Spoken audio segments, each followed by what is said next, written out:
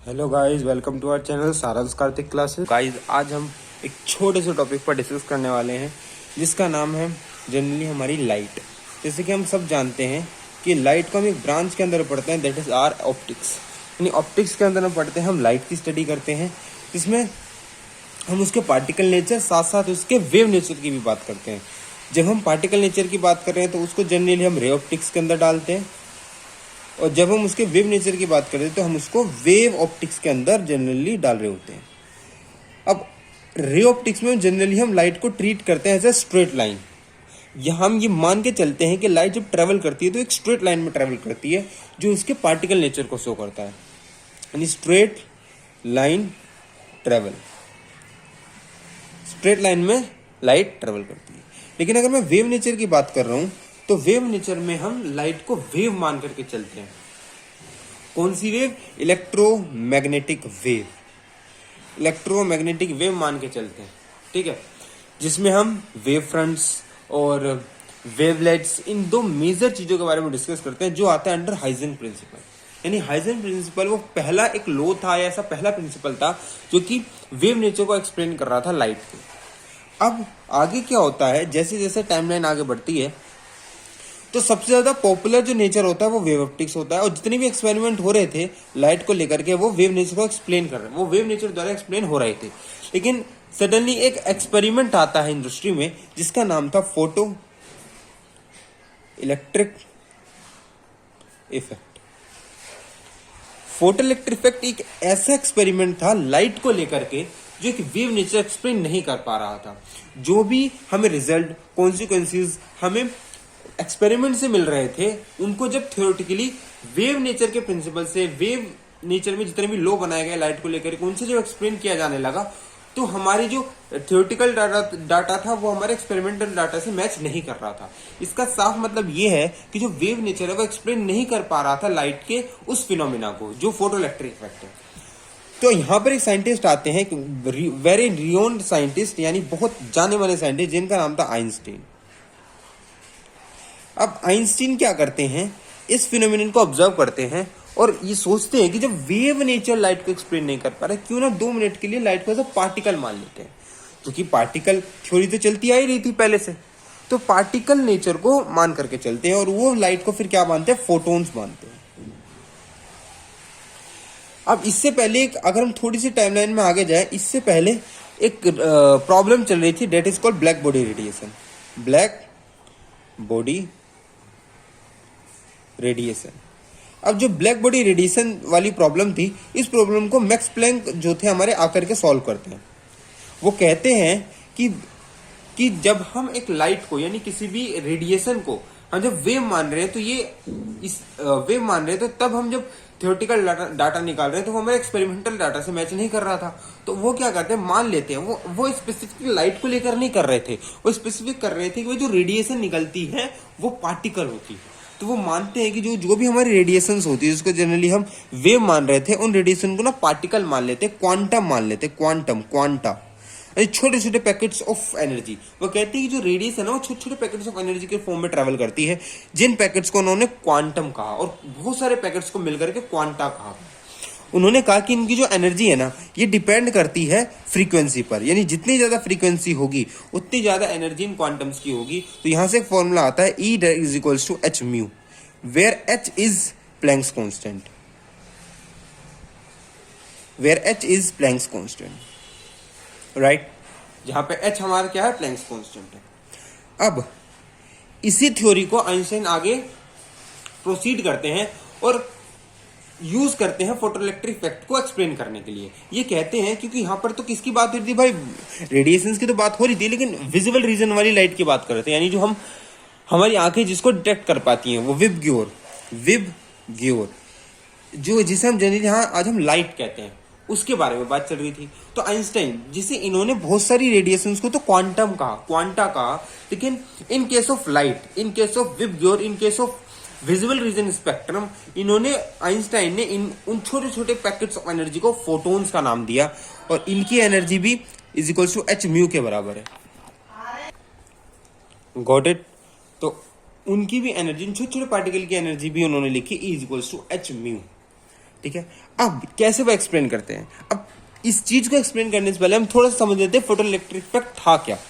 Generally ये observe किया गया एक्सपेरिमेंटली कि जब भी हमारे पास कोई एक मेटल सीट होती है और उस पर हम कोई लाइट को रेडिएट करते हैं, लाइट कौन सी, हमारी जो विजुअल रीजन की लाइट है, हम लाइट टॉर्च से डाल दिया, हमने लाइट फ्लैश डाल दी, कुछ भी जब हम डालते हैं हाई रेडिएशन हाई वैल्यू पर, एक पर्टिकुलर स्पेसिफिक हमारी एक फ्रीक्वेंसी पर जब भी हम लाइट को डालते हैं, फॉर एग्जांपल मैंने यहाँ पर टॉर्च ले ली है, जैसे हिट करती है तो ये ऑब्जर्व किया गया कि इन मेटल सीट से बहुत सारे इलेक्ट्रॉन्स निकलने लगे। क्या निकलने लगे? हमारे इलेक्ट्रॉन्स भी इमिट होने लगे। और अब ये कैसे पता लगा होगा? ये पूरा एक्सपेरिमेंट एक चैम्बर में हुआ होगा और जैसे इलेक्ट्रॉन्स निकले तो हमें यहाँ पर हमने क्या लगा रखा होगा भाई? आमीटर लगा रखा होगा। जैसे इलेक्ट्रॉन्स निकले तो आमीटर में डिफ्लेक्शन हुआ। जब भी हमने एक मेटल सीट पर क्या डाली? लाइट डाली। अब ये नॉर्मल लाइट नहीं है तो विजुअल रीजन की लाइट ही है, तो ईएम वेव में से ही लाइट है, लेकिन एक पर्टिकुलर फ्रीक्वेंसी की लाइट है। अब ये इस पॉइंट पर आएंगे अब हम। जब भी लाइट को जैसे हमने मेटल सीट पर डाला तो ऑब्जर्व किया गया कि आमीटर में डिफ्लेक्शन आया, इट मींस करंट आया। और करंट कब आएगा? जब इलेक्ट्रॉन्स फ्लो करेंगे। अब इलेक्ट्रॉन्स आए कहां से? इसका ये मतलब साफ हमें दिख रहा है कि मेटल में से इलेक्ट्रॉन्स निकले। अब इसकी छोटी सी बारीकी थोड़ी सी और हट करके समझते हैं। इलेक्ट्रॉन्स निकलते कब है? जनरली जब इलेक्ट्रॉन्स को हम किसी सब्सटेंस से, मैंने कहा सब्सटेंस, मैंने मेटल नहीं कहा, मैंने कहा किसी भी स्पीसीज से, किसी भी सब्सटेंस से, कोई भी मैटर से जब हम इलेक्ट्रॉन्स को निकालते हैं उस प्रोसेस को इलेक्ट्रॉन इमिशन कहते हैं। अब हम सब जानते हैं कि हर मैटर, हर कोई सब्सटेंस एटम से बना है। और यहाँ पे आ जाए थोड़ा सा, जब भी हम एटम की बात करते हैं, मैं लिख लेता हूं, जब भी मैं एटम की बात करता हूं तो उसमें क्या होता है? बीच में न्यूक्लियस है और हमारे पास इलेक्ट्रॉन क्लाउड है, ऐसे सेल्स है बहुत सारी अकॉर्डिंग टू बोहर मॉडल। अब ये वाले इलेक्ट्रॉन को निकलने के लिए क्या चाहिए? अब इस इलेक्ट्रॉन को हम नॉर्मली नहीं निकाल सकते। अभी जो इलेक्ट्रॉन है ना, ये अपने आप से इस सेल्स को छोड़ के नहीं जा सकता। क्यों? क्योंकि इसको कोई खींच रहा है। ये जो हमारा प्रोटॉन है ना, ये कॉन्स्टेंटली इसको एक फोर्स की तरह अंदर खींच रहा होता है, राइट? अंदर की तरफ क्या कर रहा होता है? खींच रहा होता है। इसलिए हमें मिनिमम अमाउंट ऑफ एनर्जी चाहिए होती ताकि हम इस इलेक्ट्रॉन को निकाल पाए, राइट? तो हमें क्या देनी पड़ती है? मिनिमम अमाउंट ऑफ एनर्जी की रिक्वायरमेंट होती है। अब चाहे उस एनर्जी को हम मल्टीपल तरीके से दे सकते हैं, इसलिए इलेक्ट्रॉन के इमिशन को कई टाइप्स में डिवाइड किया गया है।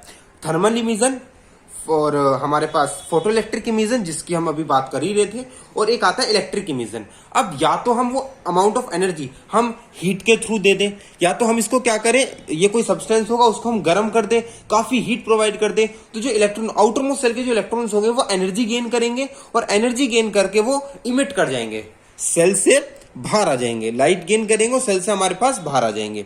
या तो हम इलेक्ट्रिक एनर्जी, यानी हम इलेक्ट्रिक फील्ड सेट करें, यहां पर एक एटम रखें और उसके चारों इलेक्ट्रिक फील्ड सेट करें और उससे उस इलेक्ट्रॉन में पोटेंशियल एनर्जी आ जाएगी और फट से वो क्या आ जाएगा? बाहर हो जाएगा, राइट?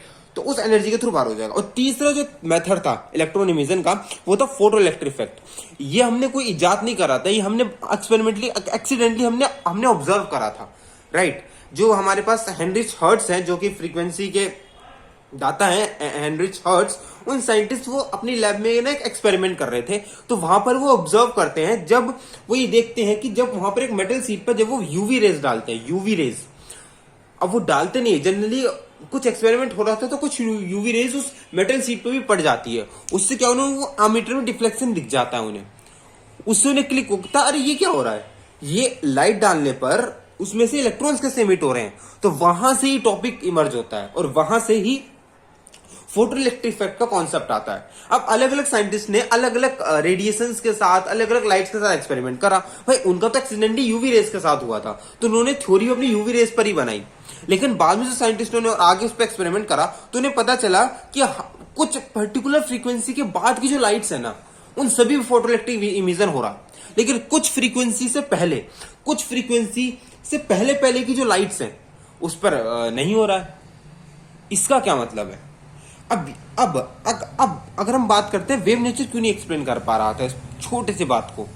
अब वेव नेचर जो बात कर रहा था वो बात कर रहा था हमारे इंटेंसिटी पर। वेव ये कह रहा था कि जितनी ज्यादा लाइट की इंटेंसिटी होगी उतनी ज्यादा लाइट की एनर्जी होगी, जितनी ज्यादा लाइट की एनर्जी होगी उतने ज्यादा इलेक्ट्रॉन्स को एनर्जी मिलेगी, और जितनी ज्यादा लाइट का एनर्जी मिलेगी उतने इलेक्ट्रॉन्स इमिट करेंगे।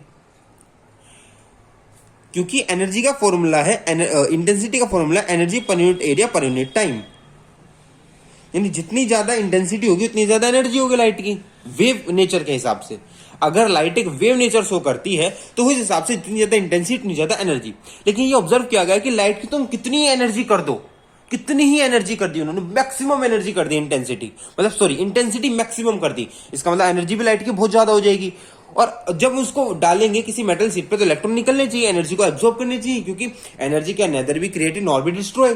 तो अगर एनर्जी हमने मेटल शीट पर डाली है तो लॉस तो होगी नहीं, तो वो इलेक्ट्रॉन एब्जॉर्ब करेंगे और वो इमिट कर जाएंगे। लेकिन देखा क्या गया, कुछ नहीं होता, कोई ऑब्जर्वेशन नहीं मिलती है।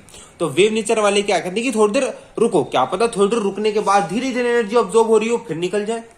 पर कई घंटों कई दिनों बैठे रहे लेकिन इंटेंसिटी मैक्सिमम करने पर भी कोई रिजल्ट देखने को नहीं मिलता है। लेकिन जब वो फ्रीक्वेंसी में छेड़खानी करते हैं, यानी कुछ पर्टिकुलर फ्रीक्वेंसी के बाद, मान लो एग्जांपल के लिए मैं कहता हूं, देखो ये जस्ट एक एग्जांपल है कि मैं फ्रीक्वेंसी ले लो 10 हर्ट्ज की, 10 हर्ट्ज से नीचे नीचे की फ्रीक्वेंसी पे फोटोइलेक्ट्रिक इफेक्ट नहीं हो रहा था। जैसे ही मैंने 10.1 करा या फिर जैसे ही मैंने 10.00001 करा, तुरंत instantly with no time lag photoelectric effect हो गया, तुरंत हो गया। इससे पता चला कि भाई फोटोइलेक्ट्रिक इफेक्ट फ्रीक्वेंसी पर डिपेंड कर रहा है कि किसी पर्टिकुलर फ्रीक्वेंसी के बाद ही फोटोइलेक्ट्रिक इफेक्ट हो रहा है, चाहे इंटेंसिटी उस समय जीरो ही क्यों ना हो। मतलब ठीक है, जीरो तो एक अलग बात हो गई, जीरो तो नहीं होनी चाहिए, जो कुछ भी इंटेंसिटी हो पर्टिकुलर फ्रीक्वेंसी के बाद ही फोटोइलेक्ट्रिक इफेक्ट देखने को मिला। उससे थोड़ा सा भी पहले अगर फ्रीक्वेंसी है तो कोई ऑब्जर्वेशन नहीं मिली, कोई फोटोइलेक्ट्रिक इफेक्ट नहीं हुआ, इवन आपकी इंटेंसिटी मैक्सिमम ही क्यों ना हो। अब इसी बात को हमारे आइंस्टाइन साहब ने समझाया कि भाई लाइट फ्रीक्वेंसी पर डिपेंड कर रही है। और ये वाली पॉइंट जो था मैक्स प्लैंक ने बताया था कि भाई कहीं ना कहीं अगर हम लाइट को रेडिएशन को, कि लाइट एक रेडिएशन ही थी, ये मैक्सवेल साहब पहले प्रूव कर चुके थे ईएम वेव में कि light is an EM wave. उस बात पे हम थोड़ी सी बाद में जाएंगे, वो प्रूव कर चुके थे। तो अब मैक्स प्लैंक के हिसाब से अगर कोई रेडिएशन है तो वो पार्टिकल नेचर को भी शो करती है, जिसमें उसकी एनर्जी फ्रीक्वेंसी पर डिपेंड करती है। और यहां भी तो यही हो रहा था। तो इसलिए वो उन लाइट पार्टिकल्स को, लाइट को कहते हैं कि लाइट छोटे छोटे पैकेट्स की फॉर्म में भी ट्रेवल करती है, इसी को कहा गया पार्टिकल नेचर ऑफ लाइट। क्योंकि photo electric effect wave nature से एक्सप्लेन हो ही नहीं पा रहा था, समझ आया, हो ही नहीं पा रहा था। तो अब ये कंक्लूजन आती है कि भाई जो एनर्जी है वो डायरेक्टली प्रोपोर्शनल है फ्रीक्वेंसी के। यानी अब यहां इस वाली क्वेश्चन से तो समझ पा रहे हैं ना, कोई पर्टिकुलर फ्रीक्वेंसी होगी, एनर्जी उतनी हो जाएगी लाइट के पास और तुरंत फोटो इलेक्ट्रिक इफेक्ट हो जाएगा। क्लियर हुआ? कितना प्यारा कॉन्सेप्ट था। यहां पर इंटेंसिटी का रोल नहीं है। हाँ, अगर हम थोड़ा सा डीपली जाए तो हाँ इंटेंसिटी का रोल है, बट इमिशन के केस में नहीं है। यानी इंटेंसिटी का रोल इस तरह है कि जितनी ज्यादा इंटेंसिटी थी उतने इलेक्ट्रॉन्स निकल रहे थे, उससे इलेक्ट्रॉन नहीं निकल रहे। दो अलग बातें हैं, इंटेंसिटी से इलेक्ट्रॉन नहीं निकल रहे थे, नंबर ऑफ इलेक्ट्रॉन डिपेंड कर रहे थे, लेकिन इलेक्ट्रॉन निकल किस पर रहे थे? फ्रीक्वेंसी पर। समझाता हूं। जब आपकी फ्रीक्वेंसी पर्टिकुलर फ्रीक्वेंसी को रीच कर रही थी, यानी कोई particular amount of frequency, minimum amount of frequency, इसी को इंग्लिश में कहा गया थ्रेशोल्ड फ्रीक्वेंसी। Got it? उस पर्टिकुलर फ्रीक्वेंसी के बाद की अगर जो लाइट है उस पर इंस्टेंटली फोटोइलेक्ट्रिक इफेक्ट हो जा रहा था। लेकिन अगर इंटेंसिटी ज्यादा थी तो ज्यादा इलेक्ट्रॉन्स निकल रहे थे, इंटेंसिटी कम थी तो कम इलेक्ट्रॉन्स निकल रहे थे। लेकिन अगर वो फ्रीक्वेंसी से कम पर अगर आप आते हो तो इलेक्ट्रॉन्स का निकलना बिल्कुल हो ही नहीं रहा था, इलेक्ट्रॉन्स निकल ही नहीं रहे थे, चाहे इंटेंसिटी कितनी ज्यादा हो।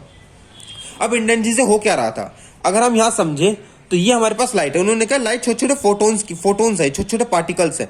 तो जब आप इंटेंसिटी इंक्रीज कर रहे थे ना, जब ये number of photons per unit area per unit time बढ़ रहे थे, यानी फोटोन्स की इंटेंसिटी बढ़ रही थी, फोटोन्स के नंबर बढ़ रहे थे। और जब ज्यादा फोटोन्स बढ़ेंगे तो ज्यादा कोलिजन होंगे इलेक्ट्रॉन्स के साथ, उतने इलेक्ट्रॉन्स बाहर निकलेंगे। तो इंटेंसिटी पर इलेक्ट्रॉन्स का नंबर ऑफ इलेक्ट्रॉन्स का निकलना डिपेंड कर रहा था। जितनी ज्यादा इंटेंसिटी थी उतने ज्यादा इलेक्ट्रॉन्स थे, उतने ज्यादा ही करंट था। लेकिन ये कभी डिपेंड, ये इंटेंसिटी का रोल कब आ रहा था? जब इलेक्ट्रॉन निकल रहे थे। इलेक्ट्रॉन निकल तब रहे थे जब फ्रीक्वेंसी रीच कर रही थी। तो सारी कहानी फ्रीक्वेंसी की थी। आई होप आपको एक छोटा सा कॉन्सेप्ट समझ में आया होगा, राइट? तो आज इस छोटी सी वीडियो में सिर्फ इतना ही रखते हैं। इसमें हमने बस बहुत बेसिक सीखा है कि भाई फोटो इलेक्ट्रिक इफेक्ट था क्या, किसने करा, क्यों था और क्या क्या एक्सप्लेनेशन थी।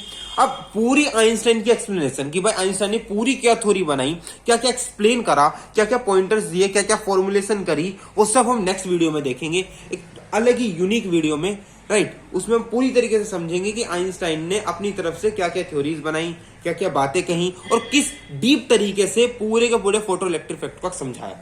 आज मैंने सिर्फ टीजर दिया है, बस ये छोटी सी नॉलेज दी है कि फोटो इलेक्ट्रिक इफेक्ट था क्या और है क्या, राइट। तो इससे नेक्स्ट वीडियो में हम इसी पार्ट को आगे कंटिन्यू करेंगे और आइंस्टाइन की थ्योरी को समझेंगे। आई होप आज की वीडियो आपको अच्छी लगी होगी और जितना बताया सब समझ में आया होगा। तो मिलते हैं इस ऐसी ही दूसरी वीडियो में आइंस्टाइन की इक्वेशन के साथ, आइंस्टाइन की थ्योरी के साथ, राइट। तब तक के लिए goodbye, thanks for watching.